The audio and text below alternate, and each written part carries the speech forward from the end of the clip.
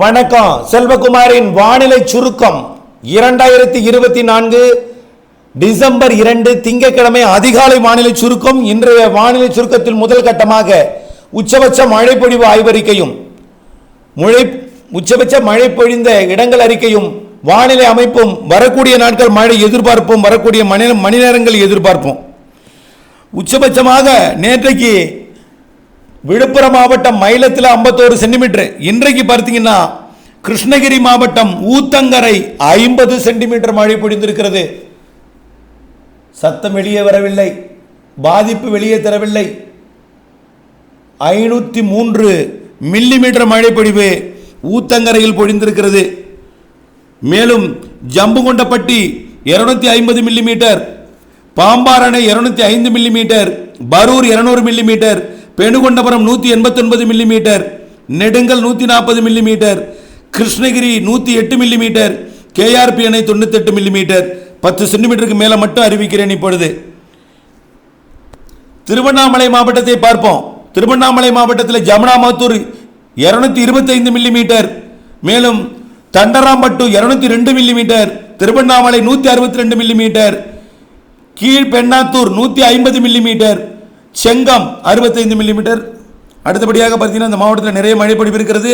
சேலம் மாவட்டம் ஏற்காடு 238 மில்லிமீட்டர், கரியகோவில் அணை 149 millimetre, Anaimaduvanai 100 millimetre, Omalur 99 millimetre, Danishpet 96 millimetre.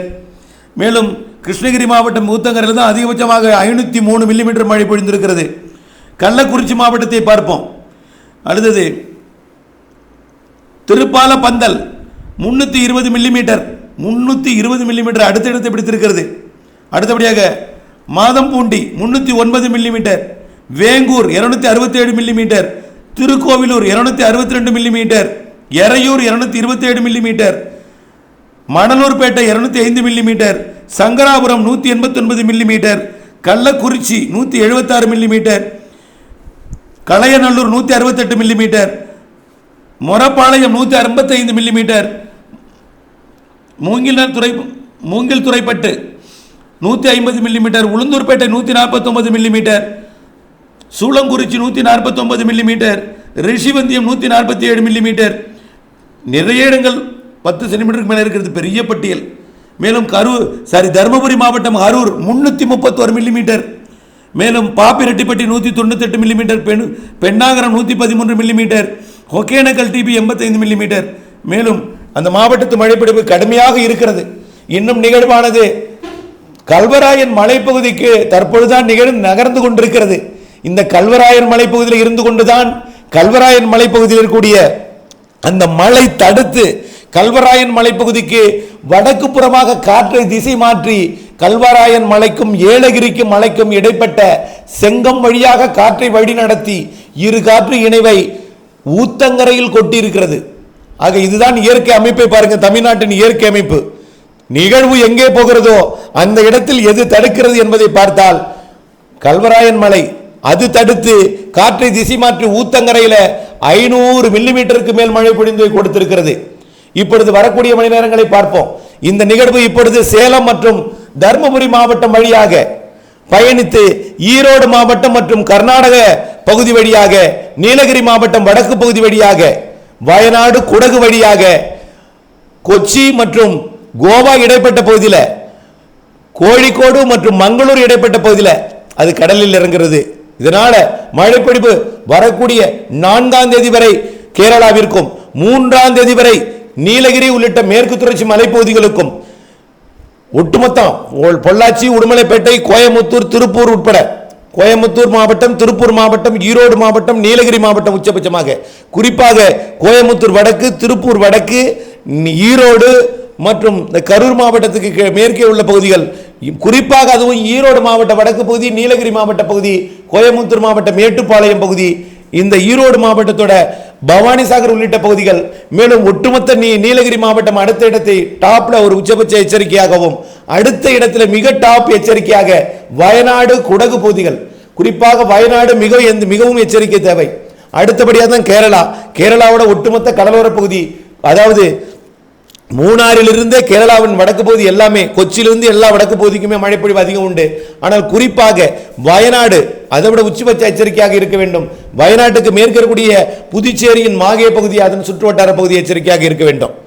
இப்போ அடுத்தபடியாக தமிழ்நாட்டில் மழைப்பொழிவை பொறுத்த வரைக்கும் இப்போ வடகடலோர வட உள் மாவட்ட பகுதியில் சென்னை, திருவள்ளூர் உட்பட அதேபோல் டெல்டா மாவட்டங்களுக்கும் ராமநாதபுரம், புதுக்கோட்டை, சிவகங்கை மாவட்டங்களுக்கும் மதுரை மற்றும் இந்த திருச்சி மாவட்டத்திற்கெல்லாம் மழைப்பொழிவு அவ்வப்பொழுது ஆங்காங்கே இருக்குமே தவிர பெரிய மழை இருக்காது. நாளொன்றுக்கு ஓரிரு முறை வரக்கூடிய 2-3 நாட்களுக்கு இருக்கும். 3ஆம் தேதி வரை இன்றைக்கும் நாளைக்கும் கண்டிப்பாக டெல்டா மாவட்டங்களுக்கும் தென் மாவட்டங்களுக்கும் வடகடலோர மாவட்டங்களுக்கும் ஒரு சில இடங்களில் ஆங்காங்கே இருக்கும். ஆனால் பெரிய மழை இருக்காது. ஆனால் சேலம், நாமக்கல், தருமபுரி, கிருஷ்ணகிரி மற்றும் திருச்சி மாவட்ட வடக்கு பகுதிக்கு மேற்கே தான், அதாவது நாமக்கல் மற்றும் அதற்கு மேற்கே ஈரோடு முதல் கோயம்புத்தூர், திருப்பூர், கரூர், திண்டுக்கல் மாவட்டத்திற்கு மேற்கே உள்ள பகுதிகள் தான், திண்டுக்கல் உட்பட நிறைய மழைப்பொழிவு. திண்டுக்கல் மாவட்ட மேற்கு ஓரம் மற்றும் திருப்பூர் மாவட்டத்திற்கு கூடுதலாகவும், அதை விட கோயம்புத்தூர் மாவட்டத்துக்கு கூடுதலாகவும், கோயம்புத்தூர் மாவட்டத்திலே கோயம்புத்தூர் வடக்கு கூடுதலாகவும், ஈரோடு மாவட்டத்திலேயே வடக்கும் மேற்கும் கூடுதலாகவும், கொடுமுடியை விட பவானிசாகர் நம்பர் 1 இடத்தையும், அதே போல தாளவாடி நம்பர் 1 அதை விட கூடுதல் இடத்தையும் பிடிக்கும். அடுத்த இடத்தை பிடிப்பது நீலகிரி மாவட்ட 4 புறமும் உச்சிபுறமும். அடுத்தபடியாக வயநாடு குடகு பகுதி, வயநாடு குடகு பகுதிக்கு அடுத்தபடியாக கேரளா பகுதி. வயநாடு குடகிலே மழை பொழிந்து கர்நாடக அணையை நிரப்ப போகிறது. அதற்கு முன் கர்நாடக அணைக்கும் மேட்டூர் அணைக்கும் நீ மழை பொழிந்து மேட்டூருக்கு கர்நாடக அணை திறக்காமலே நீர்வரத்து வரப்போகிறது. மேட்டூர் அணையை நிரப்ப போகிறது. காவிரியில் தண்ணீர் திறக்கப்பட போகிறது. பவானிசாகர் 3-4 நாட்களிலே நிரம்ப போகிறது. அதற்கு பிறகு காவிரியிலுக்கும் பவானிசாகர் தண்ணீர் திறக்கப்பட வாய்ப்பு இருக்கிறது. அமராவதி அணை, திருமூர்த்தி அணை, அமராவதி அணை, திருமூர்த்தி அணை, பரம்பிக்குளம் அணை, ஆழியார் அணை போன்றவை நிரம்ப போகிறது. இவையெல்லாம் வரக்கூடிய நாட்களில் நிரம்பி எல்லா தண்ணீரும் காவிரியில் திறக்க வாய்ப்பு ஏற்பட போகிறது. காவிரி கொள்ளிடத்தில் தண்ணீர் திறக்க வாய்ப்பு ஏற்பட்டிருக்கிறது. ஆகவே கண்டிப்பாக எல்லாம் வரக்கூடிய 4-5 நாட்களிலே படிப்படியாக நடக்கும். ஒரு வாரத்திற்குள் காவிரியில நிறைய தண்ணீர் வருவதற்கு வாய்ப்பு இருக்கிறது என்பதை தெரியப்படுத்த விரும்புகிறேன். மழைப்பொழிவை பொறுத்த வரைக்கும் இந்த மழைப்பொழிவு படிப்படியாக இந்த கர்நாடக எல்லையோர, கேரள எல்லையோர நீலகிரியை மையமாக வைத்து இறுதியில் கோழிக்கோடு மற்றும் காசர்கோடு இடைப்பட்ட பகுதியில் கடலில் இறங்கி கேரளாவிற்கு நிறைய மழைப்பொழிவை கொடுத்து ஓமன் நோக்கி விலகி செல்லும். அடுத்த நிகழ்வு சாதாரண காற்று சுழற்சியாக தமிழ்நாட்டின் கரைக்கு வந்து வரக்கூடிய 5ஆம் தேதியிலிருந்து 9ஆம் தேதி வரை ஆங்காங்கே லேசான மழைப்பொழிவை கொடுக்கும். பெரிய அளவில் பாதிக்கும் மழையே இருக்காது. உயிர் கொடுக்கும் மழைப்பொழிவு, அதாவது பயிர்களுக்கு உயிர் கொடுக்கும், தென் மாவட்டங்களுக்கும் டெல்டா மாவட்டங்களுக்கும் பிற மாவட்டங்களுக்கும் உயிர் கொடுக்கும் லேசான மிதமான மழைப்பொழிவை கொடுக்கும். 10ஆம் தேதிக்கு மேல் ஒரு காற்றழுத்த தாழ்வு பகுதி வருகிறது. அது 13-14ஆம் தேதி வரை கனமழை பொழிவை தமிழ்நாட்டுக்கு தர இருக்கிறது. 10ஆம் தேதிக்கு மேல் தான் மழைப்பொழிவு தீவிரமடைய இருக்கிறது. அடுத்த நிகழ்வு பெரும்பாலும் தென் மாவட்டங்களுக்கு மழை பொழியாத இடங்களுக்கும், டெல்டா மாவட்டங்களுக்கும், தென் மாவட்டங்களின் உள்பகுதிகளுக்கும், திருச்சிக்கு தெற்கே உள்ள மாவட்டங்களுக்கு நிறைய மழைப்பொழிவை கொடுக்க போகிறது. ஆக திருச்சிக்கு தெற்கே என்றால் பெரம்பலூர் எரிவாயு பற்றாக்குறை இருக்கிறதே, கொடுக்காதா என்று கேட்டுவிடாதீர். அதே போல நாமக்கலுக்கு இந்த இடத்துல பற்றாக்குறையாக இருக்கிறது, வந்த மழைப்பொழிவு கொல்லிமலையில் கொட்டவில்லை, எங்கள் பாக்குக்கு மழை கிடைக்கவில்லை என்று ஒரு சில பேர் சொல்லலாம். மழைப்பொழிவு நிறைய இருக்கிறது. இந்த மாதம் 10ஆம் தேதிக்கு மேல் மழைப்பொழிவு அதிகரித்து அனைவருக்கும் கொடுக்கும். எங்களுக்கு பெய்யுமா என்று கேட்டுவிடாதீர். உங்களுக்கும் பொழியும், கண்டிப்பாக பொழியும். தமிழ்நாட்டின் அனைத்து மாவட்டங்கள் என்றால் அது அனைவருக்கும் என்றுதான் பொருந்தும் என்பதை புரிந்து கொள்ளுங்கள். இன்றைக்கு இந்த 10ஆம் தேதியிலிருந்து 14ஆம் தேதி நிகழ்வுக்கு அடுத்தபடியாக 15ஆம் தேதியிலிருந்து 22ஆம் தேதிக்குள் இடைப்பட்ட நாட்களிலே வலிமையான நிகழ்வு சக்தி என்ற ஒரு புயலாக தமிழ்நாட்டின் தென்கடலோர மாவட்டங்களுக்கு இலங்கை கடந்து வரலாம். இலங்கை தமிழ் மக்கள் தயவு செய்து அச்சப்பட வேண்டாம். அதற்கான தொடர்ந்து முன்னெச்சரிக்கையாக இருக்க வேண்டும் என்பதற்காகத்தான் இந்த அறிக்கையை தவிர, ஏற்கனவே இலங்கையில் வெள்ள பாதிப்பு ஏற்பட்டிருக்கிற நிலையில் இது செய்தி உங்களுக்கு ஒரு அச்ச உணர்வு ஏற்படுத்தினாலும் தொடர்ந்து முன்னெச்சரிக்கையுடன் தொடர்ந்து இருக்க வேண்டும் என்பதற்காகத்தான் இந்த அறிவிப்பு. ஆகவே தென் மாவட்டங்களுக்கு இருக்கிறது அடுத்த வலிமையான இயல்பு. ஆகவே தென் மாவட்டங்களையும் கண்டிப்பாக நிரப்பும். நம்முடைய நீண்டகால அறிக்கையில் சொல்லப்பட்டிருப்பது ஒன்றே தான், தென் மாவட்டங்களுக்கும் அனைத்து மாவட்டங்களுக்கும் சராசரிக்கு கூடுதல் என்று தான் சொல்லிக்கொண்டே இருக்கிறோம். அதே போல மாத இறுதியில் டிசம்பர் கிறிஸ்துமஸுக்கு பிறகு வரக்கூடிய நிகழ்வும் ஒரு நிகழ்வு தென் மாவட்டங்களுக்கு வரும். ஆக ஒட்டுமொத்தத்தை பார்க்கும்பொழுது இந்த ஆண்டு சராசரிக்கு பிளஸ் தான் அமையும் என்பதை ஏற்கனவே சொல்லி இருக்கிறோம் என்பதை திரும்ப நினைவுபடுத்துகிறேன். மழை பெய்யவில்லை என்ற தங்களுடைய வேதனையையும் புலம்பலையும் என்னிடம் கொண்டு வராதீர். தயவு செய்து பொறுமையாக இருந்து தொடர்ந்து வானிலை ஆய்வறிக்கையுடன் இணைந்திருந்து திட்டமிட்ட வேளாண்மை செய்ய அன்போடு கேட்டுக்கொள்கிறேன்.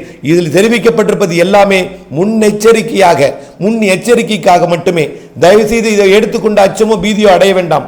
கண்டிப்பாக நிறைய மழை இருக்கிறது என்று சொல்லி உண்மையை சொல்லி மழையை எதிர்நோக்கி வேதனைப்பட்டுக் கொண்டிருப்பவர்களுக்கு இது ஒரு தகவலாக, ஒரு வேதனையை குறைக்கும் தகவலாகவும் இருக்கும். அதே போல அச்ச உணர்வு ஏற்படுத்தி கொண்டிருப்பவர்கள் குறைவானவர் தான். ஆனால் மழை இல்லை என்று வேதனைப்பட்டு கொண்டிருப்பவர்கள் 95% பேர் இருக்கிறார்கள். அவர்களுக்காகத்தான் இந்த உறுதிப்பட இந்த தகவலை தெரிவிக்கிறேனே தவிர தயவுசெய்து அச்சப்பட வேண்டாம். தொடர்ந்து முன்னெச்சரிக்கையுடன் இந்த டிசம்பர் இறுதி வரை இருக்க அன்போடு கேட்டுக்கொள்கிறேன். நன்றி.